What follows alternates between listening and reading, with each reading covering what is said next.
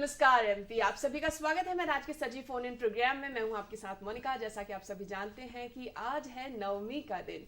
माता रानी आज हम सभी पर कृपा बनाए रखें, ऐसी ही कामना के साथ कार्यक्रम की हम शुरुआत करने जा रहे हैं। जैसा कि आप सभी जानते हैं लाइव फोन इन प्रोग्राम है, तो प्रोग्राम में आपको बहुत सारी जानकारी प्राप्त होती है। आप हमसे कॉल के जरिए बात कर सकते हैं आज के विषय से संबंध में। आज का जो विषय है वो भी हम आपको अवश्य बताएंगे। आप हमारे फोन नंबर्स भी नोट कर लें ताकि जैसे ही आपको विषय पता पड़े आप झट से हमें कॉल कर सकें। हमारे नंबर्स हैं 1800233040 और हमारा दूसरा नंबर है 0755266049। इन नंबर्स पर आप हमसे संपर्क अवश्य ही कीजिएगा। आइए अब आपको बता देते हैं कि क्या है आज की तिथि। आज की तिथि जानना भी बेहद आवश्यक है। विक्रम संवत 2079 के आश्विन मास की शुक्ल पक्ष की नवमी है आज। तदनुसार 4 अक्टूबर 2022 दिन है मंगलवार। मंगलवार का दिन है आज और मंगल के साथ ही कार्यक्रम की हम शुरुआत कर रहे हैं। भाई हमने तिथि तो आपको बता दी है, नवमी का दिन है आज, लेकिन साथ ही साथ एक विचार भी बेहद आवश्यक होता है किसी भी कार्य की शुरुआत के पहले। तो आइए एक विचार भी ले लेते हैं। और आज का विचार जो है वो हमें दिया है गुरुदेव रविंद्रनाथ टैगोर जी ने। वो कहते हैं कि आइए हम ये प्रार्थना ना करें कि हमारे ऊपर खतरा ना आए, बल्कि ये प्रार्थना करें कि हम उसका निडरता से सामना कर सके। हम हमेशा ही भगवान से ये प्रार्थना करते हैं कि भगवान हमारे ऊपर कभी भी किसी तरह का कोई कष्ट ना आए, लेकिन ऐसा तो हो नहीं सकता कि कष्ट नहीं आता। यदि कष्ट आए भी तो हम उसका सामना कैसे कर सके, इस बारे में हमें प्रयत्न करना चाहिए, इस बारे में हमें सोचना चाहिए। तो भाई ये तो हो गया एक विचार जिसके साथ हम आज के कार्यक्रम की शुरुआत कर रहे हैं। आगे बढ़ते हैं कार्यक्रम में और देखते हैं कि आज के दिन यानी कि 4 अक्टूबर के दिन इतिहास में कौन कौन सी खास घटनाएं घटित हुई थी, यानी कि आज का इतिहास क्या है। 1535 में अंग्रेजी भाषा में पहली संपूर्ण बाइबल जिसे माइल्स कोवरडेल ने तैयार किया था छपकर तैयार हुई थी। 1957 में सोवियत संघ ने पहला उपग्रह स्पुतनिक 1 अंतरिक्ष में रवाना किया था। यहीं से अंतरिक्ष युग की शुरुआत भी हुई थी और तकनीकी सोवियत संघ और अमेरिका के बीच एक नई स्पर्धा भी शुरू हुई थी। 1965 में बीबीसी ने एशियाई अप्रवासियों के लिए पहली सेवा शुरू करने की अपनी योजना का ऐलान भी आज ही के दिन किया था। 1977 में विदेश मंत्री ने अटल बिहारी वाजपेयी ने संयुक्त राष्ट्र महासभा को हिंदी में संबोधित किया था। इससे पहले इस विश्व मंच पर किसी ने हिंदी में भाषण नहीं दिया था। 1977 में भारत की पूर्व प्रधानमंत्री इंदिरा गांधी को राजनीतिक भ्रष्टाचार के आरोप में गिरफ्तार करने के 16 घंटे बाद रिहा कर दिया गया था। 1992 में इजराइल का एक 747 बोइंग विमान नीदरलैंड के एम्स्टर्डम के बाहरी इलाके में दुर्घटनाग्रस्त हो गया था। जलता हुआ मलबा और पेट्रोल गिरने से कई लोगों की मौत भी हो गई थी। मैं आप सभी को बताना चाहूंगी आज विश्व आवाज दिवस भी है और हमारे आज के कार्यक्रम का विषय भी यही है। हमारे कार्यक्रम का विषय है विश्व आवाज दिवस पर विशेष, यानी कि आज का जो पूरा कार्यक्रम है वो इसी पर विशेषतः होने वाला है। साथ ही साथ हमारे साथ एक पंडित जी भी मौजूद हैं, उनसे भी हम चर्चा करेंगे, नवरात्र के बारे में जानेंगे। और नवमी का आज खास दिन है, माता रानी विदा लेने वाली है, तो हमें क्या खास चीजें करनी चाहिए इस बारे में उनसे भी चर्चा करेंगे। तो आइए पहले मैं आपको अपने मेहमानों से मिलवा दूं, मुलाकात करवा दूं। मैं सबसे पहले आपकी मुलाकात करवाना चाहूंगी चंद्रभान लालचंदानी से। नमस्कार सर, आपका बहुत बहुत स्वागत है। नमस्कार। साथ ही साथ हमारे साथ मौजूद हैं अनिरुद्ध कपाले सर जी। नमस्कार सर, आपका भी बहुत बहुत स्वागत करना चाहूंगी। और अब हमारे साथ मौजूद हैं आचार्य राजेश जी। तो स्वागत करते हैं आचार्य जी आपका भी। और मैं आप सभी को बताना चाहूंगी कि अब हम जानते हैं कि विश्व आवाज दिवस क्यों मनाया जाता है, कब से मनाया जाता है। और जैसे कि हमेशा ही कहा जाता है, एक व्यक्ति के जीवन में 3 महत्वपूर्ण चीजें रहती हैं, रोटी, कपड़ा और मकान। जब भी मकान की बात आती है, आवास की बात आती है, तो कहा जाता है व्यक्ति आवास कड़ी मेहनत के बाद पूरे जीवन में एक मिडिल क्लास व्यक्ति एक ही आवास बना पाता है। और यदि उसमें भी किसी तरह की कोई गलती हो जाए तो पूरा जीवन उसे पश्चाताप करना पड़ता है। लेकिन यदि आवास खरीदने के पहले कुछ बातों का खास ख्याल रख लिया जाए तो किसी तरह के पश्चाताप की आवश्यकता नहीं होगी। आपका जो आने वाला जीवन है बहुत ही सरलता के साथ व्यतीत हो सकता है। तो किन बातों का रखे ख्याल, इसी पर आज हम विशेष चर्चा भी करेंगे। सबसे पहले बात करते हैं, तकनीकी अधिकारी हैं आप रेरा के अनिरुद्ध जी। सर, आपसे ही मैं जानना चाहूंगी कि विश्व आवास दिवस कब से मनाया जाता है और इसकी शुरुआत कब हुई थी? जी हाँ, विश्व आवास दिवस की शुरुआत लगभग 40 वर्ष पूर्व हुई थी। एक अफ्रीकन कंट्री में इसका शुरुआत की गई थी और धीरे धीरे कालांतर में पूरे विश्व में इसका प्रचार हुआ। और इसकी विशेष बात यह है कि 9 जून 2014 को राष्ट्रपति जी ने अपने उद्भाषण, संसद का जो उद्बोधन दिया था उसमें ये घोषणा की थी कि हम अगले स्वतंत्रता के 75 वर्ष पूर्ण होने तक सबके लिए आवास देने का प्रयास करेंगे। तो तब से प्रधानमंत्री आवास योजना के नाम से शुरुआत हुई, जिसमें ये शहरी क्षेत्र में भी और ग्रामीण क्षेत्र में भी रहने वाले सभी गरीबों के लिए आवास मुहैया कराने की व्यवस्था की गई थी। बिल्कुल, तो ये बहुत ही महत्वपूर्ण विषय है जिस पर आज हम चर्चा कर रहे हैं। यदि आपके मन में भी इस विषय से संबंधित कोई प्रश्न है तो आप हमसे पूछ सकते हैं। हमारे फोन नंबर्स नोट डाउन कर लीजिए ताकि आप हमें कॉल कर सकें। हमारे नंबर्स हैं 0755260049 और हमारा टोल फ्री नंबर है 1800233040। इन नंबर्स पर आप संपर्क करके आज के विषय से संबंधित प्रश्न अवश्य ही पूछ सकते हैं।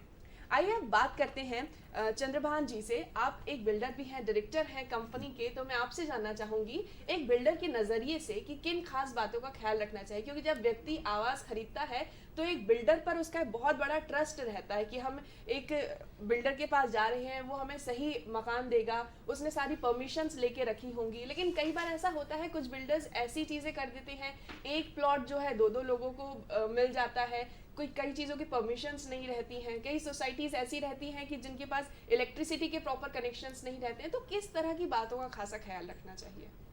ये सब चीज़ें जो आपने बताई पूर्व में होती थी, जी जब से रेरा लगा है तब से ये खत्म हो गया। लेकिन क्या है, परचेजर को सबसे पहले ये देखना चाहिए बिल्डर कैसा है जी, और उसकी साख क्या है। जो बीच में क्या हुआ था, कुछ वर्षों में एक बिल्डिंग कोई बनाता था, बिल्डर बन जाता था और उसके पैसे ख़त्म हो जाते थे तो काम नहीं कर पाता था। आपने सही बोला कि बड़ी मुश्किल से कोई आदमी अपने पैसे इन्वेस्ट करके अपनी लाइफ में एक मकान ले पाता है, और एक मकान ले पाता है उन लोगों को बड़ी दिक्कत होती है और कई चीज़ों की परेशानियाँ होती हैं। इसमें जो ईमानदार बिल्डर होते हैं, ईमानदारी से जो काम करते हैं, उनके लिए बड़ी दिक्कत होती है। क्यों कि जो नए नए बिल्डर या इस टाइप के होते हैं कि पब्लिक के पैसे से काम करना है, नहीं होगा, नहीं करना है, वो फेल हो जाते हैं। पर ईमानदारी बिल्डर को ग्राहक इसलिए नहीं मिलते कि नए बिल्डर बहुत ही कम प्राइस में मकान देने की कोशिश करते हैं। खराबी भी इसी से होती है, लालच आ जाती है सबको, हमें तो इतना सस्ता मिल रहा है, तो उस लालच में ही सब आदमी फंसते हैं। नहीं तो 80% बिल्डर अच्छे बड़े वाले जो हैं सही तरीके से काम करते हैं। ये जो चीज़ें हैं जो रेरा ने या नगर निगम ने या गवर्नमेंट ने 2014 से आपने कहा आवास के लिए भी किया है और काफ़ी इनमें करेक्शन किए हैं, पर करेक्शन करने के साथ ये भी दिक्कत हो गई है कि जो परमिशन देने वाले विभाग हैं उनका आपस में सामंजस्य थोड़ा सा कम है जी। बिल्डर को अब इतना टाइट कर दिया गया है कि वो बड़ी मुश्किल से आगे बढ़ पाते हैं जी। क्योंकि जो इन्वेस्टमेंट है, इन्वेस्टमेंट बहुत बड़ी होती जो आजकल सर ये इन्वेस्टमेंट एक बहुत बड़ी चीज होती है, इस बारे में हम आगे चर्चा करेंगे। लेकिन हमारे पास एक कॉलर जुड़ गए हैं, स्वागत करना चाहेंगे धर्मेंद्र जी का। स्वागत है धर्मेंद्र जी, क्या प्रश्न है आपका? हेलो जी नमस्कार धर्मेंद्र जी, क्या प्रश्न है आपका? मेरा सर से क्वेश्चन ये था कि हमने हमारी कॉलोनी है हेवंस लाइफ सोसाइटी यहाँ पे भोपाल में जी, है ना, तो उसमें हम लोगों ने मकान लिया था 2014-15 में हमारे पोजीशन हुए थे। तो 15 से लेके आज तक तो उस कॉलोनी में कोई डेवलपमेंट नहीं हुआ है, ठीक है। और हम लोगों ने रेरा में, सभी लोगों ने कॉलोनी के अक्सर के जितने भी लोग हैं जो रह रहे हैं रहवासी ने रेरा में शिकायत की थी। तो उस टाइम पे एंटनी डिसा साहब होते थे वहाँ पे जी, उन्होंने उस बिल्डर के खिलाफ कार्रवाई करने का नोटिस भी जारी किया था, पर बिल्डर ने उस नोटिस को दरकिनार करते हुए कुछ भी काम नहीं किया है। इवन अभी बीच में उसने इतना आतंक मचाया कि उन्होंने बाउंसर रख दिए थे, कॉलोनी के लोगों को इतना परेशान किया कि उनके नल पानी की व्यवस्था जो है वो उखाड़ दी, बिजली की व्यवस्था नहीं देनी है, सब स्टेशन बनाया है तो उसमें एक्स्ट्रा उन्होंने गुंडागर्दी करके है ना पैसे वसूलने की कोशिश की। सारे वीडियो और मीडिया पे अवेलेबल है। पुलिस वालों के पास जाए तो वो रिपोर्ट नहीं लिखते, रेरा के पास जाए तो रेरा कोई एक्शन नहीं लेता। तो उस केस में रेरा क्या कर रही है, हमें ही जानना है कि रेरा क्या है, सिर्फ एक कठपुतली मात्र है ये मान के चले, या फिर हमें। जी बिल्कुल सर, अनिरुद्ध सर क्या कहना चाहेंगे? जी हाँ, रेरा में जो इस तरह के प्रकरण आते हैं उसमें शिकायत होती है। शिकायत के बाद रेरा फैसले देते हैं। आपके व्यक्तिगत, आपके पर्टिकुलर केस में क्या हुआ होगा, क्योंकि मैं सेवानिवृत्त अधिकारी हूँ, मैं पूर्व में रेरा में था, क्या हुआ होगा इस बारे में हम नहीं कह सकते, किंतु रेरा टेक्स एक्शन। रेरा में आपको निर्णय मिलता है, निर्णय के बाद निष्पादन उसके लिए करते हैं, और जब कभी ऐसा नहीं होता है तो प्रशासन के साथ या पुलिस के साथ संपर्क करके उसमें कार्रवाइयाँ की जाती हैं। ऐसी व्यवस्था है। आपके पर्टिकुलर केस के बारे में मुझे आइडिया नहीं है। बिल्कुल, आप क्या कहना चाहेंगे इस बारे में? मेरा ये कहना है कि आपने कहा 2014 में हमें ये कॉलोनी में, हाँ 15-16 के लगभग, 15-16 में मिली। नगर निगम के पास 25% उस वक्त जो आपने अगर मकान लिया होगा तो मकान गिरवी रखे जाते थे, और वो मकान तब रिलीज किए जाते थे जब डेवलपमेंट पूरा हो। अगर आपका डेवलपमेंट पूरा नहीं हुआ है तो मकान रिलीज बिल्डर को नहीं हुए होंगे। अगर वो मकान रिलीज हो गए हैं तो ये गलती होगी, लेकिन मुझे, क्योंकि आपने वो चीज़ नहीं बताई, आप नगर निगम के पास भी जाइए, क्योंकि उस वक्त रेरा मुझे लग रहा है कि शायद नहीं था, तो इसलिए आप नगर निगम के पास जाएंगे, उनके पास वो मकान पड़े होंगे, तो वो मकान बेच के भी डेवलपमेंट करवा सकती है। आप थोड़ा उसका ख्याल रखिए। बिल्कुल, तो मुझे उम्मीद है कि आपको आपके प्रश्न का उत्तर मिला होगा। आइए अब बात करते हैं, चूंकि आज नवमी का दिन भी है, तो हम बात करेंगे पंडित जी से, आचार्य राजेश जी से, जानेंगे कि जिन भक्तों ने पूरे 9 दिन माँ की आराधना की है, उस दिन आज नवमी के दिन माँ विदा होती हैं, अगले दिन माँ विदा होने वाली, तो किन किन बातों का खास ख्याल रखना चाहिए? क्या कहना चाहेंगे आचार्य जी? आज वैसे क्योंकि साधना का यह समय होता है जी, और ये समय बड़ा खास होता है। इस समय में सत्व, रजस और तमस तीनों साधनाएं होती हैं, और आज विशेष पूजन जो सिद्धिदात्री का होता है, पूजन करने के बाद कल दशहरा मनाया जाता है, और आज से ही नवरात्रि के अंतिम दिन के बाद माता रानी की विदाएँ शुरू हो जाती हैं। विदा करने में व्यक्ति बहुत सारी गलतियाँ करते हैं। एक तो आजकल मूर्तियों को पानी में सीधे डुबोने की जो एक नई परंपरा चली है, ये परंपरा बहुत ठीक नहीं है, क्योंकि भगवान कृष्ण ने भी जो गीत भागवत में जो संदेश दिया है, वो विशेष रूप से संदेश चीरहरण का यही संदेश था कि जब गोपियाँ यमुना में स्नान कर रही थी तो यमुना का जल गंदा हुआ। भगवान ने उस लीला के बाद ये बताया है कि मैंने इस तरह की लीलाओं का क्यों किया है, तो उन्होंने यही बताया कि वरुण देव वहाँ पर नाराज होते हैं इस तरह से स्नान करने। वैसे भी नदियों में स्नान करने की भी मनाही होती है, लोग डुबकी लगाते ज़रूर हैं, लेकिन पहले बैठा जाता है कोने पर, फिर धीमे से उस जल का आचमन किया जाता है, लोटे से स्नान किया जाता है। स्नान होने के बाद एक डुबकी लगाने के लिए नदी में उतरा जाता है, और उसके बाद वापस आकर नदी की वहाँ पर पूजन की जाती है। तो ये सारी व्यवस्थाएं किनारे पर होती हैं। तो वही जब आज आप अपनी मूर्तियों को सिराने जाएं, तो मूर्तियों का जो मूल स्वरूप है वो घर पे ही समाप्त हो जाता है। जैसे ही हम मंत्र बोलते हैं, आप हम न जानामि विसर्जन, इस मंत्र को जैसे ही पूरा बोलते हैं तो वो मूल स्वरूप है वो अपने ब्रह्म तत्व की ओर चला जाता है। अब सिर्फ आपके पास एक मिट्टी का ही लोंदा बचता है, प्रतीकात्मक बचता है। तो इसलिए इस जो मूर्ति को आप जाकर नदी में डाल देते हैं, ये नहीं करना चाहिए। पास में नदी किनारे पहुँच पर उस पर जल छिड़कें, वो जल छिड़कने के बाद उसे वापस सूखे स्थान पर डाल देना चाहिए। पानी में डालने से तो पाप बनता है। दूसरा, आज केमिकल्स होते हैं वो नुकसान करते हैं। और तीसरा, जल में वरुण देवता का अपमान होता है तो हमें जलोदर रोगों की संभावनाएं होती हैं। और जो साधना हम करते हैं वो साधना में पंच तत्वों के माध्यम से हमें आशीर्वाद प्राप्त होता है। तो जल वायु तत्व के माध्यम से जो आशीर्वाद मिलना चाहिए वो नहीं मिल पाता और हमारी साधना अधूरी रह जाती है। तो इस बात का विशेष ध्यान रखना चाहिए। बिल्कुल, बहुत महत्वपूर्ण जानकारी दी है हमें आचार्य राजेश जी ने। अब वापस चलते हैं और लाल चंदानी जी से बात करते हैं, क्योंकि हम सभी बात कर रहे हैं आवास के बारे में, और जैसा कि कुछ कॉल्स भी आ रहे हैं, उससे ये समस्या आ रही है कि जब व्यक्ति मकान खरीदता है सर, उसे कई चीज़ों की नॉलेज नहीं रहती। कहते हैं ना कि जब हम किसी भी कार्य को पहली बार करने जा रहे रहते हैं तो उस वक्त हमें कुछ चीज़ों का पता नहीं होता है। तो किन बातों का ख्याल रखना चाहिए, कैसे बिल्डर डिसाइड करना चाहिए, बिल्डर के पास कौन कौन सी परमिशंस हैं, ये कैसे ये सारी जानकारी प्राप्त करें? जैसा मैंने पहले भी बोला, सबसे पहले बिल्डर कैसा है इसकी जानकारी हर आदमी उस शहर से ले सकता है।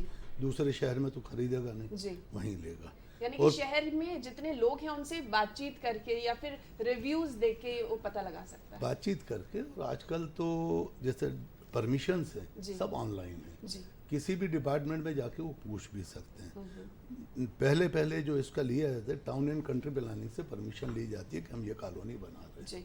उसके बाद नगर निगम से परमिशन ली जाती है कि हम इसका डेवलपमेंट कर रहे हैं। जी। तो टाउन एंड कंट्री प्लानिंग जब परमिशन देगा तब नगर निगम देगा। जब नगर निगम परमिशन देता है तो वो करीब 50% आजकल 50% ज़्यादा उनके आवास या प्लाट जो हो गिरवी रखता है। वो उनका एक नियम है, उस हिसाब से वो रख लेते हैं और बाकी के छूट देते हैं, सब बाकी आप बेच सकते हैं। और वो बाकायदा रजिस्टर्ड करके गवर्नमेंट में रजिस्ट्री करा के ही लीज डीड बनती है। तो ये भी चीज़ ओपन होती है और ऑनलाइन होती है, रजिस्ट्री में कराई है। और ये सब चीज़ें जिस जगह वो लेने जा रहे हैं वहाँ से भी पता कर सकते हैं, उनको परमिशन की कॉपी दिखाई जाती है। जब ये डेवलपमेंट परमिशन मिलती है उसके बाद रेरा में जाना पड़ता है, और रेरा में जाके रेरा तो एक एक चीज़, ये प्रॉपर्टी आपके पास कैसे आई, ये प्रॉपर्टी में आप क्या कर रहे हैं, इसमें आपने परमिशन ली, इसका डाइवर्शन ऑलरेडी है या नहीं है, नहीं तो डाइवर्शन भी करवाना पड़ता है। वो गवर्नमेंट में होता है, ये जो कि खसरों में आता है वो भी आजकल ऑनलाइन है और उसमें लिखा रहता है कि यह एग्रीकल्चर लैंड है या डाइवर्टेड लैंड है। सब चीज़ें करीब करीब ऑनलाइन हैं और ये सब चीज़ें देखने के बाद बहुत कम होती है, रेरा तब परमिशन देता है। बड़ी कॉलोनियों में पॉल्यूशन की भी परमिशन लगती है आजकल, पॉल्यूशन बोर्ड भी परमिशन देता है। आजकल तो एक और नियम आ गया है कि आप डायरेक्ट पाइपलाइन वगैरह भी नहीं डाल सकते कॉलोनी को। पहले इनके लिए पहले सेप्टिक टैंक बनती थी, जी जी। अब वो सेप्टिक टैंक को अब कई बड़ा नाम और अपना अपना यहाँ पर मैं भी नाम भूल गया बता दूँ, तो उसमें करके उसको छोड़ना पड़ता। मतलब कहने का मतलब है अब गवर्नमेंट इतनी सख्त हो गई है कि कोई भी चीज़ छूट नहीं सकती, अब किसी से बेईमानी नहीं हो सकती। लेकिन एक चीज़ यह है कि आपस में सामंजस्य यूँ न होने की वजह से रेरा का एक नियम है कि आपको जो पैसा मिलता है वो आप पूरा खुद नहीं ले जा सकते, आप उसका आधा जो है डेवलपमेंट में ही खर्च करेंगे और सिर्फ 30% ले जा सकते। लेकिन आधा भी क्या है, जितना आपका पैसा दिया उसका 70 मतलब करीब करीब 40 से 50% पैसा ही बिल्डर को वापस मिल पाता है। प्लस 50% ऑलरेडी नगर निगम ने गिरवी कर रखे हैं। तो बिल्डर तो अभी छूटा हुआ नहीं है, बहुत ज़्यादा समझिए कंट्रोल में है। यह अब हो ही नहीं सकता कि वो डेवलपमेंट नहीं करे। वो डेवलपमेंट 3 साल वाला 2 साल में पूरा कर देता है, कोशिश ये करता है। और ये है आवास बिल्डर्स को ये भी सहूलियत मिलनी चाहिए, तो 2 जगह गिरवी नहीं होना चाहिए। यहाँ तो रेरा जो ब्लॉक करता है कि पेमेंट वैसा होना चाहिए, नगर निगम को गिरवी नहीं रखनी चाहिए, उस पर ओवरलोड पड़ता है। इसमें एक चीज़ और बताऊं, डेवलपमेंट चार्ज नगर निगम लेता है। वो नगर निगम डेवलपमेंट चार्ज लेके उसकी परमिशन तभी देता है कि जब आप डेवलपमेंट चार्ज जमा करते हैं। तो उनका स्टाफ वक्त वक्त पे जाके देखता है कि डेवलपमेंट हो रहा है या नहीं हो रहा। ये सब चीज़ें बिल्कुल ओपन हैं, मुझे नहीं लगता किसी के साथ बेईमानी या कुछ हो सकता है। बिल्कुल। तो मुझे लगता है कि जो बातें अभी हमें बताई गई हैं उनसे हमें बहुत कुछ सीखने को मिला होगा और जानने को मिला होगा कि कैसे हम ऑनलाइन चीज़ों को देख कर परख कर उसके बाद अपना आवास खरीद सकते हैं। जैसे कि हम रेरा की बात कर रही हैं कि रेरा से बहुत सारी उम्मीदें हैं, लेकिन रेरा कब से आया है और उससे पहले के लोग किस तरह से रेरा की मदद ले सकते हैं, मैं अनुरुद्ध जी मैं आपसे जानना चाहूँगी। जी हाँ, बहुत अच्छा प्रश्न है। रेरा के गठन के लिए संसद में 2016 में ये एक्ट पारित हुआ जिसका नाम है रियल एस्टेट रेगुलेशन एक्ट। जी, ये 2016 के नाम से है। इसका इम्प्लीमेंटेशन 1 मई 2017 से अधिकांश राज्यों में और मध्य प्रदेश में भी हुआ है।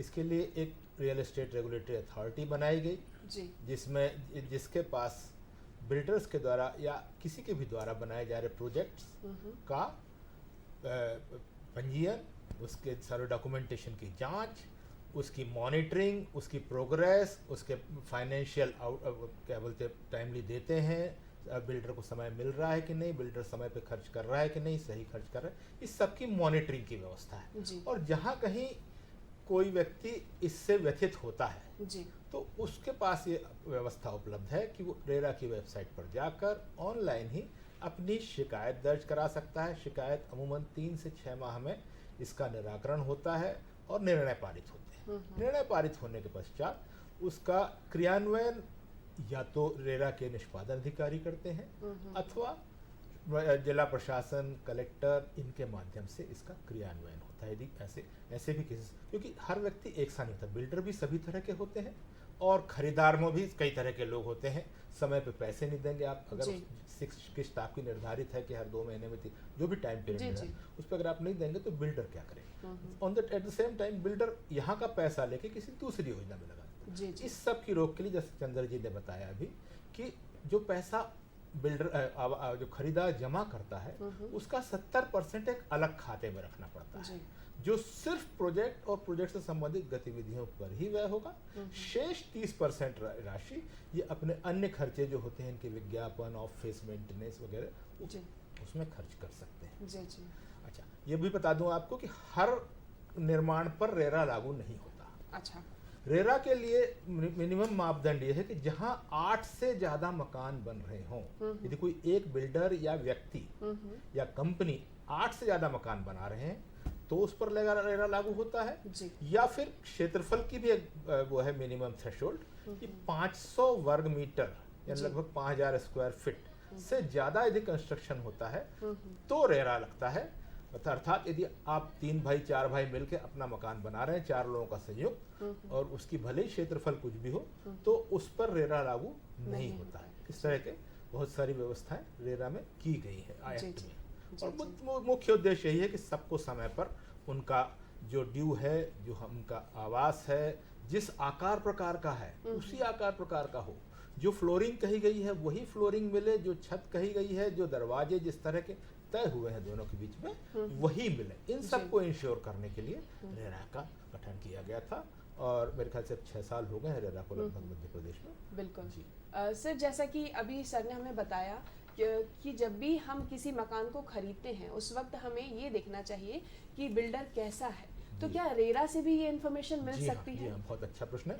ये रेरा की वेबसाइट पर जितने भी मध्य प्रदेश में परियोजनाएं चल रही हैं पंजीकृत, मतलब जिन्होंने रेरा में रजिस्ट्रेशन कराया है, उनका सबका पूरा कच्चा चिट्ठा आप देख सकते हैं। मतलब ये परियोजना की लागत कितनी है, पर यूनिट कॉस्ट कितनी है, कितने तरह के मकान हैं, उनके एरियाज क्या क्या हैं और उनकी प्रगति क्या है। हर 3 माह में प्रत्येक बिल्डर को उसकी जो प्रोजेक्ट की प्रोग्रेस रिपोर्ट और फाइनेंशियल रिपोर्ट दोनों उसको अपलोड करना पड़ती है। इसका नाम कहते हैं, एक कहते हैं इंजीनियर सर्टिफिकेट। मतलब हर 3 माह में एक इंजीनियर जो रजिस्टर्ड इंजीनियर है, रेरा द्वारा माना गया इंजीनियर है, उस इंजीनियर का एक प्रमाण पत्र प्राप्त करके वो वेबसाइट पर अपलोड करना है उसके साथ, प्रोजेक्ट के साथ। साथ ही जो मैंने बताया कि 70% 30% इस पर वाच रखने के लिए चार्टर्ड अकाउंट का भी हर 3 माह में एक सर्टिफिकेट लेना पड़ता है कि इस प्रोजेक्ट पर 3 माह में कितना पैसा आया,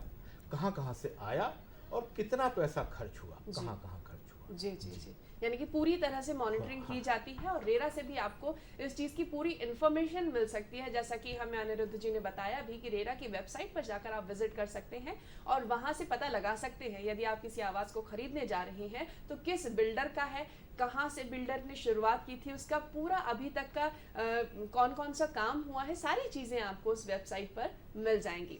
चूंकि आज रामनवमी भी है इसलिए आज हम बात कर रहे हैं आचार्य राजेश जी से भी और हम उनसे ये जानना चाहेंगे अब, क्योंकि सभी घरों में घट रखे जाते हैं जिन घरों में माँ की आराधना की जाती है, तो जो जुआरे आते हैं यानी कि जो घट रहते हैं उनकी पूजा अर्चना कैसे की जाती है, उनकी विदाई कैसे देनी चाहिए, तो आचार्य जी आप क्या कहना चाहेंगे? आज नवमी तिथि है, रामनवमी चैत्र वाली में आती है, ये नवमी दशहरे वाली नवमी है जी। और साधना की यह नवरात्रि होती है। इस समय में साधनाएं मुख्य रूप से की जाती हैं। जवारे बोना, यहाँ पर अखंड ज्योति को जलाना, लगातार जाप करते रहना और कई भागवत के अनुष्ठान करना, इस प्रकार के जो कार्य 9 दिन तक लगातार किए जाते हैं, आज उनके समापन का दिन होता है।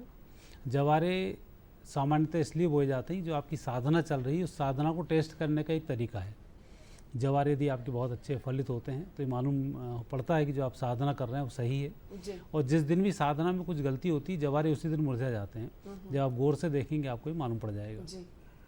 तो आज जो जवारों का विसर्जन इसमें किया जाता है उनका भी हल्दी कुमकुम लगाकर पूजन करते हैं, उसकी आरती भी की जाती है, जैसे माता रानी की आरती करते हैं। आपने देखा होगा कई लोग जवारे को भी चुनरी उड़ाकर रखते हैं। बिल्कुल। तो माता रानी की अन्नपूर्णा के स्वरूप में वहाँ पर वो विराजमान होती हैं। तो वो जो उनका विसर्जन है अन्नपूर्णा देवी के रूप में किया जाता है। जी। उनका भी घर में पूजन करते हैं। पूजन करने के बाद जवारों को विसर्जित किया जाता है।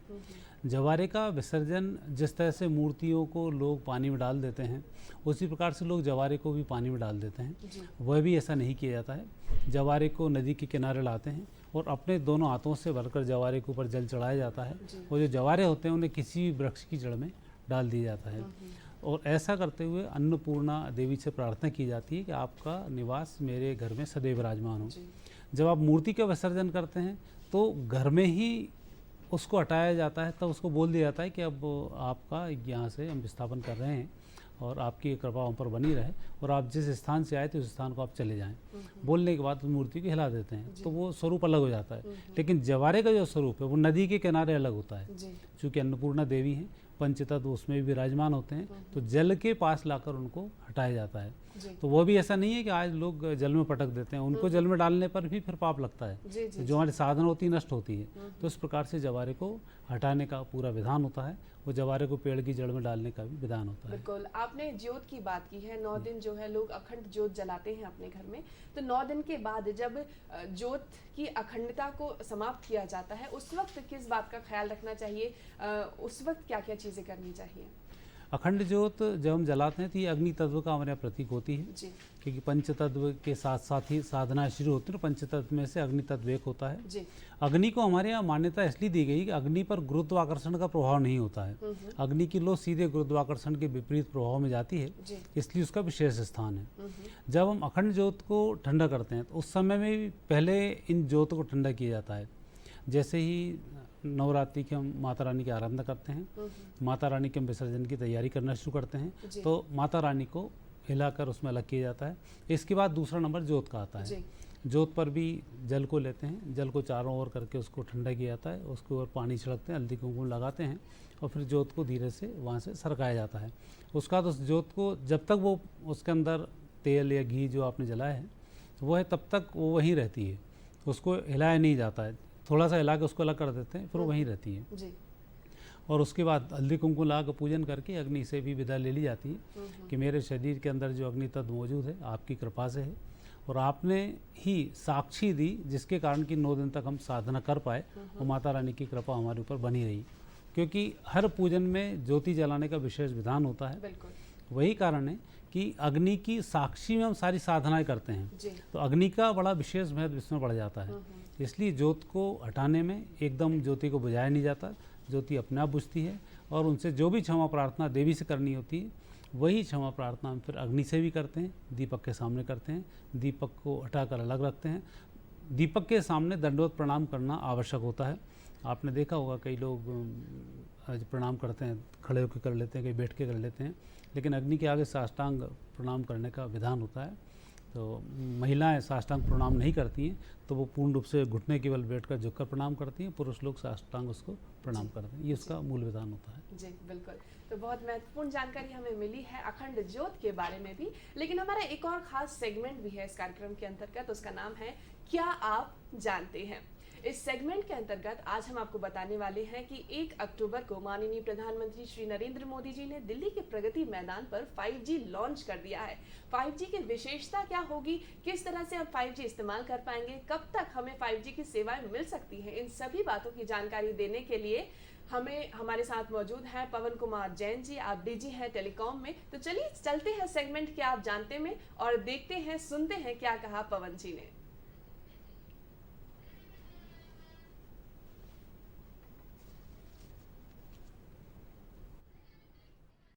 बहुत अच्छा आपने पूछा है और सबसे पहले तो मैं पूरे भारत वासियों को इस बात की बधाई देना चाहता हूं कि 5G इतने जल्दी हमारे देश में आ गया और इसके साथ ही हम दुनिया के उन विकसित राष्ट्रों में शामिल हो गए हैं जहां पे 5G काम कर रहा है।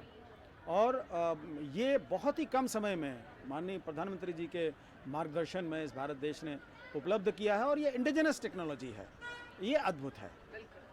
तो हम न केवल इस टेक्नोलॉजी का लाभ उठा सकेंगे बल्कि हम विदेशों को भी निर्यात कर सकेंगे। ये एक अद्भुत उपलब्धि भारत देश के लिए है और इसके साथ साथ ही हम उन विकसित राष्ट्रों के ग्रुप में पहुंच गए हैं, लीग में पहुंच गए हैं जहां पे 5G काम कर रहा है। और 5G जो है, एक टेक्निकल बात से आपको समझाना चाहूँगा कि 4G में 200 Mbps से लेके 200 Mbps से लेके 1G मैक्सिमम लिमिट हुआ करती थी। आपने कई बार देखा होगा, आप वीडियो डाउनलोड कर रहे हैं तो बफरिंग कर रहा है, घूम रहा है। पिक्चर आप देखना चाह रहे हैं तो बहुत सारी बफरिंग हो रही, बहुत सारा टाइम ले रहा, बीच बीच में ठहर जा रहा है, रुक जा रहा है। 5G टेक्नोलॉजी में ये नहीं होगा। एक क्लिक में माने ये कहते हैं कि 2 सेकंड में 2 GB की एक मूवी डाउनलोड हो जाएगी। स्पीड आपको बताना चाहूँगा 35 Gbps, 35 Gbps, 35 गीगाबाइट्स पर सेकंड, ये इसकी स्पीड है।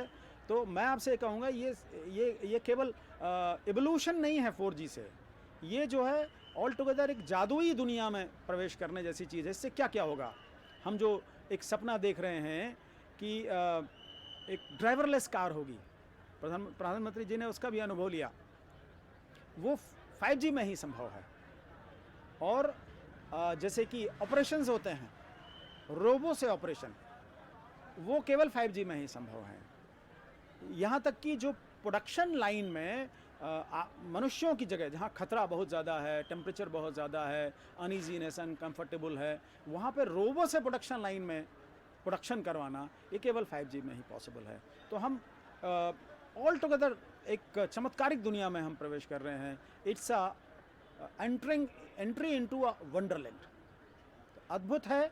और आपको डाउनलोड अपलोड का जो एक्सपीरियंस होगा वो आपको पता नहीं चलेगा, ऐसे होगा।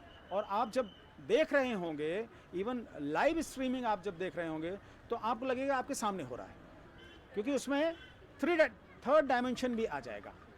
तो 3D भी इसमें पॉसिबल है। तो 5G टेक्नोलॉजी इस तरह से अद्भुत है और बहुत जल्दी 1-1.5 साल में जिस गति से माननीय प्रधानमंत्री जी चल रहे हैं और हमारे संचार मंत्री जी चल रहे हैं, मुझे लगता है साल भर 1.5 साल के अंदर पूरे भारत में 5G छा जाएगा। थैंक यू, नमस्कार। 5G आने ही वाला है। 2023 के अंत तक हम सभी अपने आसपास, अपने हाथों में 5G को अनुभव कर सकेंगे। और जैसा कि हम सभी को बताया गया है कि स्पीड इतनी तेज होने वाली है कि कुछ ही मिनटों में, यानी कि 1 से 2 मिनट के अंदर हम पूरी फिल्म भी डाउनलोड कर सकते हैं। हम एक वंडरलैंड, ड्रीम लैंड में चले जाएंगे 5G के आने के बाद, ऐसी उम्मीद की जा रही है। और पूरी असल चीज़ हमें तभी समझ में आएगी जब 5G हम सभी के हाथों में होगा। आइए अब बात करते हैं अनिरुद्ध जी से और जानते हैं कि किस तरह से हमें परमिशंस लेनी चाहिए, किन किन चीज़ों की परमिशन लेनी चाहिए। सर, आप हमें बताइए। जब भी कोई व्यक्ति अपने लिए आवास क्रय करना चाहता है, उसका चयन करता है, तो सर्वप्रथम जैसा चंद्र जी ने बताया कि बिल्डर कौन कौन है, उसके आकार नापना, जिस प्रकार का उसको आवास चाहिए, जिस इलाके में चाहिए, वहाँ के बिल्डर्स की रेपुटेशन देखेगा। रेरा की वेबसाइट पर जाकर उसके पुराने प्रोजेक्ट्स का जायजा लेगा और अगर उसको लगता है कि ये प्रोजेक्ट जो टाइम लिया, विदिन 2-4 महीने कम ज़्यादा में प्रोजेक्ट्स पूरे हो रहे हैं, तो उसके लिए वो कर सकता है। दूसरी चीज़ जो उसको देखना चाहिए, जिस जगह प्रोजेक्ट बन रहा है, क्या उसकी ओनरशिप की स्थिति क्या है। क्या बिल्डर के पास ओनरशिप है, क्या बिल्डर का ओनर से कोई विशेष एग्रीमेंट है ऐसा जो बाइंडिंग हो, या ओनरशिप की वास्तविक स्थिति क्या है। ओनरशिप का टाइटल देखना चाहिए और जमीन के ऊपर कोई लोन वोन तो नहीं रखा इस तरह का, कोई भार तो नहीं है, कोई मॉर्गेज तो नहीं है, ताकि बाद में उन्हें परेशानी ना हो। अब उसके बाद अगला नंबर आता है परमिशंस का। तो प्रोजेक्ट तीन तरह की परियोजनाएं अपने प्रदेश में प्रचलित हैं। एक तो भूखंडी आवास यानी plotted area, plotted development project. दूसरे होते हैं प्लॉटेड के साथ साथ बने हुए मकान भी साथ में, मोस्टली डुप्लेक्स या सिंगलेक्स या ट्रिप्लेक्स भी बन रहे हैं आजकल, वो परियोजना होती। तीसरी होती है मल्टी स्टोरी पर प्रोजेक्ट, जी, जी। जिसमें फ्लैट्स बनते हैं, available 5, 10, 15, 20 स्टोरी के फ्लैट बन के उसमें। जी। तो तीनों के लिए परमिशन में मुख्य लैंड की चीजें तो एक ही है, विकास अनुमति सब में चाहिए, जी। और तीसरी टाउन एंड कंट्री प्लानिंग जी। की अनुमति सब में चाहिए कि क्या टाउन एंड कंट्री प्लानिंग में उस क्षेत्र को किस प्रकार के यूसेज के लिए रखा है, क्या उसके पास बिल्डर ने या प्रमोटर ने सारी अनुमतियां प्राप्त कर रखी हैं, क्या उन टाउन एंड कंट्री प्लानिंग ने नक्शा अनुमोदित कर रखा है, क्या उसमें कोई लेआउट प्लान अप्रूव्ड है, किस तरह से बनाया जाएगा। अगर जो बड़ी परियोजना है 15 हेक्टेयर से बड़े प्रोजेक्ट, 15 हेक्टेयर ने आप कह सकते हैं लगभग 35 एकड़ से बड़े प्रोजेक्ट में हमको इन्वायरमेंटल पर्यावरण अनुमति भी लेना आवश्यक जी, है। जी। पर्यावरण अनुमति लेना इसलिए आवश्यक है कि जब हम बहुत सारी पॉपुलेशन, बहुत सारे व्यक्ति वहाँ रहेंगे तो वहाँ के रिसोर्सेज को यूज करेंगे, जी, जी। और उस रिसोर्सेज को यूज करने से पर्यावरण पर कोई विशेष विपरीत प्रभाव तो नहीं पड़ता, चाहे वो आप जैसे एसटीपी का सेप्टिक टैंक का या एसटीपी का सीवेज ट्रीटमेंट प्लांट के निर्माण के कारण पर्यावरण प्रभाव पड़ रहा हो, बिजली के कारण, लोगों के यूसेज के कारण पर्यावरण पर प्रभाव नहीं, इसलिए पर्यावरण अनुमति ली जाती है। और फर्म जिस कंपनी से ले रहा है उसका रजिस्ट्रेशन है कि नहीं प्रॉपर, यदि कंपनी है तो कंपनीज एक्ट में रजिस्ट्रेशन है कि नहीं, पार्टनरशिप फर्म है तो रजिस्ट्रार फर्म से सोसाइटी के पास है कि नहीं, ये सब चीजें उनका देखना आवश्यक है। बिल्कुल जी। यानी कि इन बातों को आपको खास ख्याल रखना चाहिए। और जी सर, एक और जोड़ूंगा, जी, यदि जी। मल्टी स्टोरेड बिल्डिंग का प्रोजेक्ट है जी, जी। तो उसमें बिल्डिंग परमिशन लेना होती है, और बहुत सारी जो सर्विसेज आप उपयोग करने वाले हैं इसके लिए भी पूर्वानुमति सक्षम प्राधिकारी से लेना होगा। बिल्कुल बिल्कुल। मैं आपसे जानना चाहूंगी चंदर जी कि कई बार जब लोग मकान खरीदते हैं तो मकान तो खरीदते हैं, फार्म हाउसेस खरीदना भी लोगों को बहुत पसंद होता है कि छुट्टियों में अपने परिवार के साथ कुछ समय बिता सके शहर से दूर जाकर। तो ऐसी जगह पे कई बार लोग ज़मीन खरीद लेते हैं जिस पे फार्म हाउस बनाते हैं, जो ग्रीन जिसको पट्टा कहा जाता है उसके अंतर्गत आती है। उसके बाद उन्हें कई सारी दिक्कतों का सामना करना पड़ता है, वहाँ कंस्ट्रक्शन नहीं कर पाते। तो इस तरह की ग्रीन बेल्ट पे ज़मीन लेने के पहले या इस तरह की प्राकृतिक चीज़ों की ज़मीन लेने के पहले किन बातों का ख्याल रखना चाहिए? अगर ये लोग टाउन एंड कंट्री प्लानिंग जाएंगे जी। तो वहाँ सब चीज़ें क्लियर हो जाती जी। हैं। ग्रीन लैंड में फार्म हाउस जो है नहीं बनता है, उसका एक पर्टिकुलर परसेंटेज है। जी। अगर उसमें टेम्पररी शेड डाल के अगर कोई करना चाहता है तो कर सकता जी। है। ये सब चीज़ों के नियम बने हुए हैं। वो फार्म हाउस का कम से कम 1 एकड़ एरिया होना चाहिए। जी। उसके अंदर भी पर्टिकुलर परसेंटेज है कि इससे ज़्यादा आप कंस्ट्रक्शन नहीं कर सकते। जी। नॉर्मली जो फार्म लैंड और फार्म हाउस में फ़र्क है। जी। लोग क्या करते हैं कि फार्म लैंड खरीदते हैं, हम बाद में अपने आप बना लेंगे। वो जो खरीदने वाला है उसको खुद सोच समझ के लेना चाहिए कि खाली फार्म लैंड लेके हमें बाद में करना है तो जवाबदारी पूरी उनकी आती है, फिर बिल्डर की या किसी की या बेचने वाले की कोई जवाबदारी उसमें जी। नहीं हो। बिल्कुल। क्यों कि फार्म लैंड जब वो लेते हैं वो सस्ते सस्ती लेते हैं। जी। कितने रुपए फुट? 300 रुपए, 400 रुपए, 500 रुपए फुट में। और वो सोचते हैं हम इसको 15-20 साल बाद बनाएंगे, शहर बढ़ेगा। ये सब शहर के बाहर, जी। शहर के अंदर लगभग ये चीज़ें नहीं नहीं होती।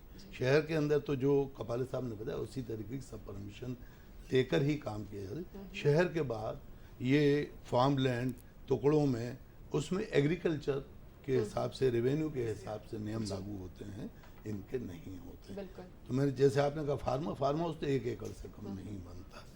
उसमें ज़्यादा ध्यान जो है खुद खरीदने वाले को रखना पड़ता है। जी। अगर 10, 20, 25 लोग मिलके कोई चीज़ ले रहे हैं और बाद में सोसाइटी बना के कहेंगे हम इसको डेवलपमेंट कर लेंगे जी। तो बहुत अच्छा करते हैं। या जिससे फार्म लैंड ले रहे हैं उसी को बोलेंगे साहब हम फार्म लैंड तो लिए हैं, हमें थोड़ा रोड और पानी और बिजली 3 जो है ये व्यवस्थाएं कर दीजिए, तो वो भी करके उससे ले सकते हैं, उसको अलग से फिर पैसा दे सकते हैं। जी। जी। और जब उनको मकान बनाना हो, शेड बनाना हो, जो भी बनाना हो वो बाद में बना सकते हैं। जी। जी। ज़रूरी नहीं उस वक्त बनाए। ये एक ये है ना, जैसे पैसा जितना हो, जैसे आपने कहा बड़ी मुश्किल से होता है। कई लोगों को फ्लैट में नहीं रहना है, मुझे बड़ी लैंड में रहना है, तो आज से अपने बेटों के लिए वो तैयारी करते हैं, वो फार्म लैंड लेते हैं। बिल्कुल बिल्कुल सही कहा आपने। तो भाई ये तो महत्वपूर्ण जानकारी हमें मिल ही रही है, लेकिन जब व्यक्ति आवास खरीदता है तो उस समय एक और चीज का वो खासा ख्याल रखता है कि आवास की दिशा क्या है, उसका पूरा भूगोल क्या है, तो किस तरह से हमें उन खास बातों का ध्यान रखना चाहिए। आचार्य जी से मैं जानना चाहूंगी, आचार्य जी आप क्या कहना चाहेंगे? वास्तु की बहुत महत्वता होती है आवास खरीदते वक्त भी। बिल्कुल, वास्तु आज से नहीं है, वास्तु सदियों से रहा है, क्योंकि वास्तु के देवता भी हैं। विश्वकर्मा जी जो देवताओं के वास्तु के देवता हैं, मैं दानव राक्षसों के वास्तु के देवता हैं, और दोनों का अपना अपना एक वास्तु होता है और हर दिशा का अपना एक महत्व होता है। हालांकि ऐसा नहीं है कि आज तो कई बार ऐसा होता है कि दक्षिण दिशा बहुत ही नुकसानदायक दिशा मानी जाती है, दक्षिण में प्लॉट नहीं लेना चाहिए। दिशाएं दक्षिण भी फलित होती हैं, लेकिन उसके कुछ मापदंड होते हैं, वहाँ पर गेट कहाँ रखा जाए, गेट कैसे हों। जैसे साउथ वेस्ट के साइड में यदि आप गड्ढा खोद देंगे तो ये मानकर चलें कि मकान मालिक वहाँ पर फल नहीं पाएगा। घर आपने बनाया मध्य में यदि गड्ढा है तो भी मकान मालिक वहाँ फल नहीं पाएगा। ईशान्य कोण में लेट बात है, वहाँ भी मकान मालिक नहीं फल पाएगा। तो ये कुछ स्थान ऐसे हैं जो आपको अवॉइड करने ही पड़ेंगे और उनको ध्यान रखना ही पड़ेगा। और दिशाओं में हर चीज़ का एक विशेष महत्व है। जैसे सूर्य पूर्व दिशा से उगता है और पूर्व से दक्षिण के बीच में अग्नि कोण होता है, तो वहाँ पर रसोई इसलिए रखी जाती है कि अग्नि को उस स्थान को दिया गया है कि वहाँ यदि आप अग्नि रखेंगे तो आपके अंदर जो भोजन बनेगा सुपाच्य भोजन होगा, घर में ऊर्जाएं अच्छी होंगी। अग्नि कोण पर यदि पानी की व्यवस्था होती है तो घर के जो आने वाली संतानें होती हैं उनमें डिप्रेशन की शिकायतें बढ़ती हैं, नाना प्रकार के कर्ज बढ़ते हैं। साउथ जो दिशा होती है, सामान्यतः साउथ दिशा को लोग नुकसान में मानते हैं, लेकिन बहुत ईमानदारी के साथ आप काम करेंगे, बिल्डरशिप का यदि आप काम करते हैं, शराब से संबंधित कोई आप काम करते हैं या कुछ ऐसे काम करते हैं जो लीगल इलीगल से संबंधित माने जाते हैं, उनमें दक्षिण दिशा फलती देखी गई। राजनेताओं को दक्षिण दिशा बहुत फलती है, उसमें लाभ मिल जाता है। पश्चिम दिशा व्यापारियों के लिए बहुत शुभ मानी जाती है, और उत्तर दिशा उन लोगों के लिए जो सर्विस में भी हैं, कुछ व्यापार भी कर रहे हैं, कुछ शेयर मार्केट से रिलेटेड भी हैं, कुछ सांस्कृतिक कार्य भी कर रहे हैं, तो उनके लिए उत्तर दिशा बहुत महत्वपूर्ण होती है। दूसरा इसमें विशेष जो ध्यान रखा जाता है वो नॉर्थ और साउथ का रखा जाता है। साउथ में सिर करके व्यक्ति को सोना चाहिए, या ईस्ट में उसका सिर हो तो पलंग की जो दिशा है वो विशेष रूप से इस बात को ध्यान रखना चाहिए। नहीं तो उत्तर में यदि सिर रखते हैं, दक्षिण में पैर रखते हैं, स्वास्थ्य जल्दी ख़राब होने लग जाता है। और नॉर्थ साउथ पोल भी जो वर्क करते हैं उसमें, क्योंकि आपका जो ब्लड होता है उसके अंदर मैग्नेट होती है, और ब्लड की जो मैग्नेट डिस्टर्ब होती है तो ब्लड क्लॉट्स बढ़ने के चांसेस होते हैं। और देखा भी गया है उत्तर दिशा में जो सिर करके सोता है उसके यहाँ विपत्ति आनी शुरू होती है। विपत्ति सबसे पहले बीमारी से ही आती है, तो बीमारी से बचना है तो उत्तर दिशा में पैर करें, दक्षिण में सिर करें, पूर्व में सिर करें, पश्चिम में पैर करें। तो इन कुछ छोटी छोटी बातों का यदि आप ध्यान रखते हैं तो निश्चित रूप से वास्तु में रहने में आनंद भी आता है, और घर खुला होना चाहिए, हवा की व्यवस्था होना चाहिए। ऐसा ना हो कि 3 BHK 4 BHK ले लिया और चारों तरफ से बंद है, तो वो भी फिर बीमारी का एक घर बन जाता है। आकाश की पूरी व्यवस्था होनी चाहिए, थोड़ी सी गार्डनिंग हो, तुलसी का पौधा हो, हमारे यहाँ पंच पौधे रखने का भी विधान होता है। वो सब व्यवस्थाएं थोड़ी होंगी तो आपको रहने में आनंद आएगा। जो आपने कहा रोटी कपड़ा और मकान, तो वो मकान वो होना चाहिए, ना कि घरगुल्ला बना लिया और आप परेशान होकर घूम रहे हैं। उसमें थोड़ा व्यक्ति को ध्यान रखना चाहिए। बिल्कुल। आचार्य जी, मैं आपसे एक चीज़ और जानना चाहूँगी, क्योंकि नवमी की भी हम बात कर रहे हैं, साथ ही साथ तो आपसे ये जानना चाहूँगी कि लोग अपना व्रत खोलेंगे, अब कन्या पूजन करेंगे, भंडारे होंगे, तो इनमें हमें किन बातों का खासा ख्याल रखना चाहिए? क्योंकि भंडारे के वक्त भी सभी लोग एकत्रित हो जाते हैं, एक जश्न का माहौल होता है, तो कैसी चीज़ें करनी चाहिए, क्या व्यवस्थाएं होनी चाहिए? इसमें विशेष ध्यान रखना चाहिए। हम जब 9 दिन तक उपवास रह के अभी आए हैं, तो ऐसा ना हो कि आज हम इतना ज़्यादा खा लें कि वो फिर हमारे लिए स्वास्थ्य के बिगाड़ने का कारण बन जाए। जिस प्रकार धीरे धीरे हम उपवास शुरू करते हैं, उसी प्रकार धीरे धीरे इसका समापन किया जाता है। कई लोग तो आज जश्न मनाते हैं और मनाने के साथ सब शराब वराब सब काम शुरू कर देते हैं। ये तो मदिरापान बिल्कुल ही नहीं करना चाहिए, क्योंकि आप एक सत्व की यात्रा करके आए, सीधे तमस में यदि उतर जाते हैं तो आपको लीवर डैमेज होना और ये नाना प्रकार की बीमारी आने की संभावनाएं पूरी हो जाती हैं। इस बात का ध्यान रखना चाहिए। दूसरा, जैसा आपने देखा हो कभी कोई व्यक्ति उपवास करता है तो कोई मंत्री जाता है जूस लेकर, जूस को पिलाकर उसका उपवास तोड़वाता है। तो वो विधान भी इसलिए है कि आज जब आप उपवास तोड़ें तो पहले मीठे से उपवास तोड़ें, चाहे आपको शुगर की दवा खानी पड़े, पर पहला मीठा होना चाहिए। थोड़ा सा आप दूध लें मीठा लेकर उसको उपवास को धीमे से तोड़ें, और फिर इसका सुपाच्य भोजनों से उसका शुभारंभ करना शुरू करें। तो आज के दिन जो दिन भर उपवास रहते हैं उन्हें एक समय का फलाहार, एक समय का उपवास पे रखना चाहिए।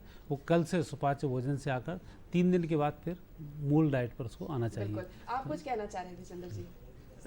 मैं वास्तु के हिसाब से ही बात करना चाहता जी था। जी हमारी उम्र भी इतनी हो गई है, हमारे बुजुर्ग भी वास्तु मतलब सिंध से आए हुए हैं, जी जी तो टॉयलेट वगैरह कभी घर के अंदर नहीं बनाते थे, जी जी जी बाहर बनाते थे। जी जी और बीच में ब्रह्म स्थल कहते थे, तो बीच में कोई काम नहीं होना चाहिए। उस टाइप के मकान अब तो बनते नहीं, पहले बना करते थे। पहले पहले बना बना करते जी, जी। थे, वो भी है। पर मुझे किसी ने बोला है कि पहले, सबसे पहले, वास्तु से ही पहले भाग्य सबसे बड़ा होता है। जी जी दूसरा, वास्तु को अब तोड़ मरोड़ के कॉपर वायर लगा देते हैं, उसकी वायर लगा देते हैं, खुदाई करके कर देते हैं, और कंपाउंड वाले इधर उधर करके करते हैं। क्या वो सब सही है?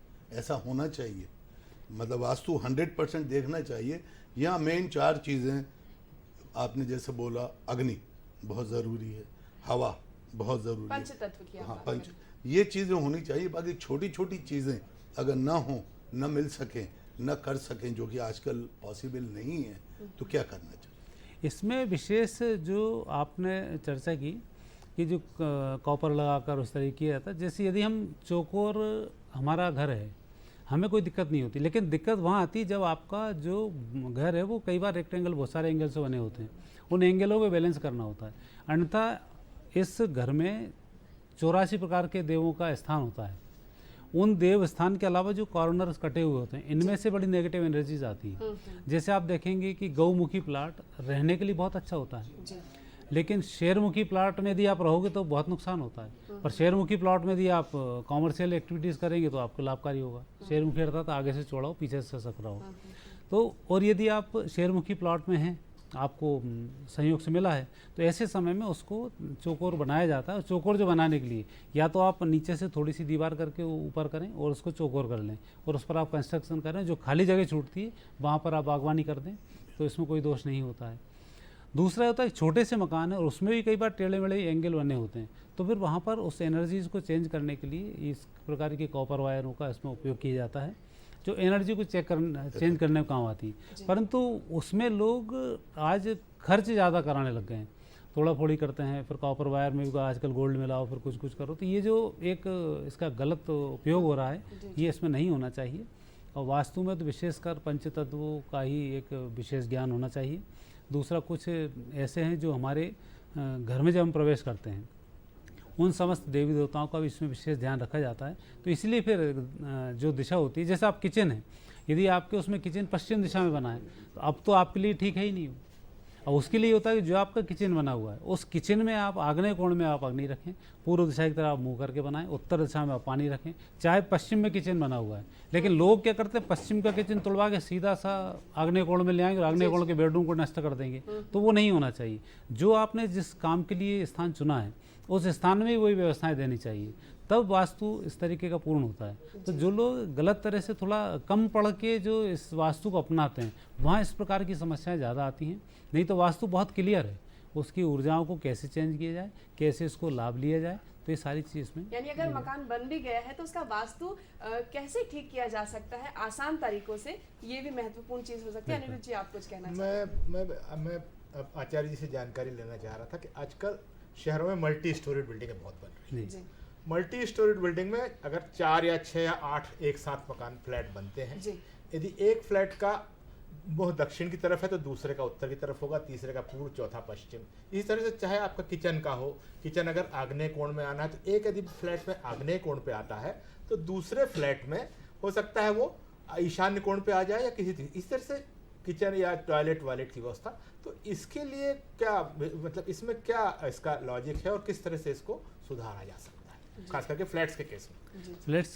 फ्लैट्स का वास्तु अलग होता है, क्योंकि वहाँ पर जैसे हम देखते हैं कई बार आपने जैसे जिक्र किया, एक का उत्तर में मुंह है, दूसरे का दक्षिण में मुंह है, लेकिन जब 2 गेट आमने सामने होते हैं तो वो दोष अपने आप ही मिट जाता है।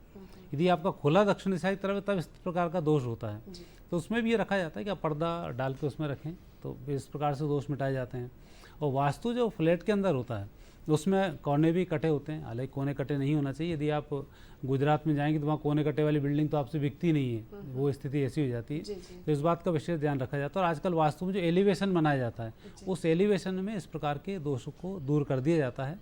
और जो मैंने बताया किचन यदि कहीं गलत है तो आपको किचन की उस दिशाओं को शिफ्ट कर सकते हैं, कलर के माध्यम से, अग्नि के माध्यम से उस दिशा को चेंज किया जाता है। अग्नि कोण में कुछ नहीं है तो दीपक सुबह शाम जलाने की व्यवस्था करें, तो उससे अग्नि का दोष दूर होता है।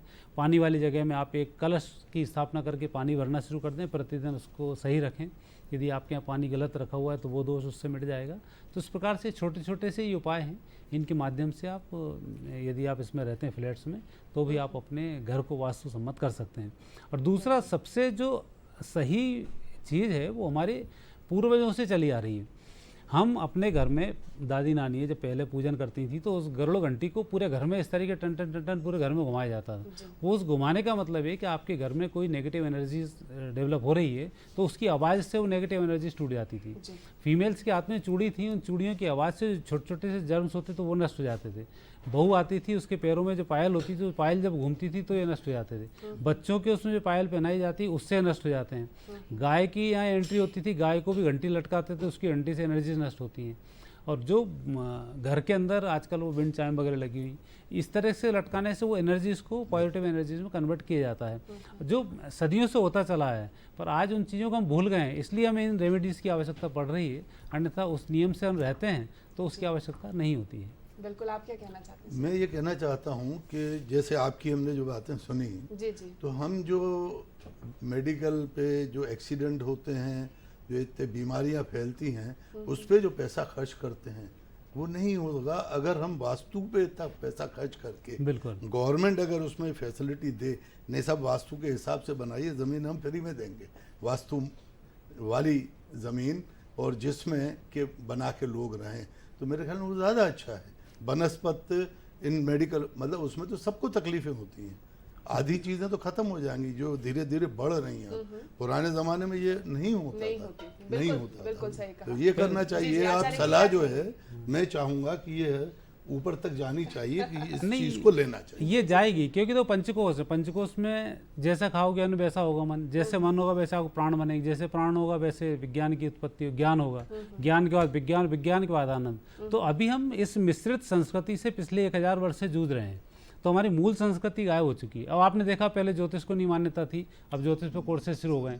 तब आने वाले समय में आप देखेंगे लोग वास्तु फॉलो, आम व्यक्ति तो करने लग गया है, तब धीमे धीमे जब गवर्नमेंट को वोट नहीं मिलेंगे तो वो भी करना शुरू करेगी। तो वो जनता की जो जागरूकता होती है, वो जागरूकता ही इन राजनेताओं पे लेके आती है, और राजनेताओं के थ्रू नियम बनते हैं और नियम के थ्रू लाभ मिलता है। तो आप जो लगा रहे हैं वो दिखता, उम्मीद आपकी 5-10 वर्ष में पूरी होने वाली है, क्योंकि अब विज्ञान के शोध शुरू हो गए हैं। जब कोई रिसर्च आता है तो उस पर नियम बनाने में आसानी होती है। अभी तक कोई रिसर्च नहीं थे तो नियम नहीं बन पा रहे थे, अब रिसर्च आ गए तो नियम बनेंगे। तो मुझे लगता है आने वाले समय में ये इच्छा बहुत जल्दी पूरी होने वाली है। जी जी, ये नियम तो जैसे आपने भी बोला बनाना, ये तो सबको पहले से मालूम है ना वास्तु के, मालूम है ना। तो वास्तु तो वो सब चीज़ें वो जो बैठे हुए हैं हमारे ऊपर, जो नियम बनाते हैं, तो उनको 5 साल क्यों, 5 मिनट लगने चाहिए भाई। हाँ, अब हमें चालू बिल्कुल सर, क्योंकि अब कहते हैं हमें कि चालू मालूम करना तो है लेकिन हमें भी बहुत कुछ मालूम होता है। जैसे हमें पता है कि 2 टाइम ब्रश करना चाहिए, सुबह भी और रात को भी। बिल्कुल। मालूम होने के बावजूद कई लोग नहीं करते हैं। इसलिए मालूम होना तो अच्छी बात होती है, लेकिन मालूम होने के बाद लागू करना जब शुरू कर देते हैं तब बहुत अच्छी बात होती है। और जैसा कि हम सभी जानते हैं कि कार्यक्रम में आज बहुत महत्वपूर्ण चर्चाएं हुई हैं, क्योंकि आवास दिवस है आज, तो आवास के बारे में तो चर्चा हुई ही है, साथ ही नवमी पर भी चर्चा हुई है। और साथ ही साथ हम आप सभी से ये भी कहना चाहेंगे, जैसे आचार्य जी ने भी कहा कि ज्ञान की प्राप्ति होती है, ज्ञान की प्राप्ति के बाद आनंद की प्राप्ति होती है। तो मुझे पूरी उम्मीद ये भी है कि आज बहुत कुछ ज्ञान भी मिला होगा दर्शकों को, और साथ ही साथ आनंद भी आया होगा कार्यक्रम में। अंत में जाते जाते मैं कहूँगी 30-30 सेकंड में यदि आप लोग कुछ कहना चाहें आचार्य जी जाते जाते। मैं तो यही कहना चाहूँगा कि नवरात्रि का समय चल रहा है, एक आपने साधना बहुत अच्छे से की है।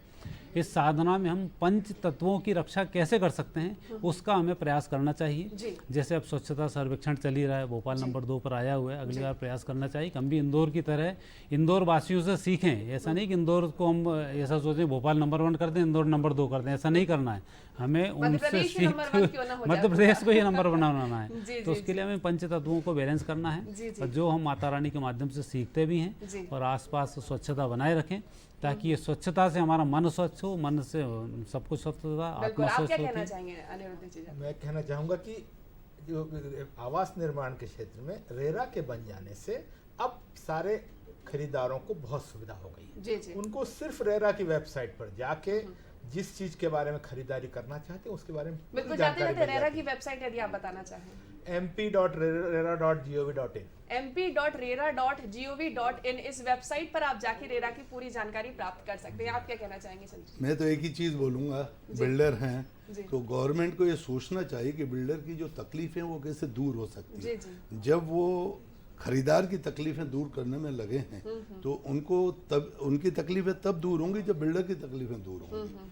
जब आप हर चीज़ को फ्री कर देंगे और जो बंदिशें लगाई हैं रेरा की वो सही रहेगी और सही तरीके से चलेगी, लेकिन जो ज़्यादा बंदिशें लगाई वो नहीं लगनी चाहिए। बिल्कुल।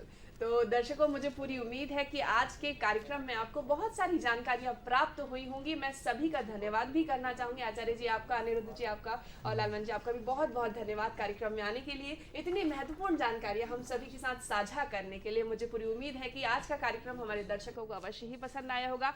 फिर होगी आपसे मुलाकात कल। दशहरे की शुभकामनाएं मैं आपको अभी से देना चाहूंगी। ये दशहरा आपके लिए बहुत कुछ खास लेकर आए, आपके जीवन में उन्नति तरक्की हो। इसी के साथ, इसी आह्वान के साथ कार्यक्रम को हम यही समाप्त करते हैं। हमें अनुमति दीजिए। नमस्कार एमपी। नमस्कार।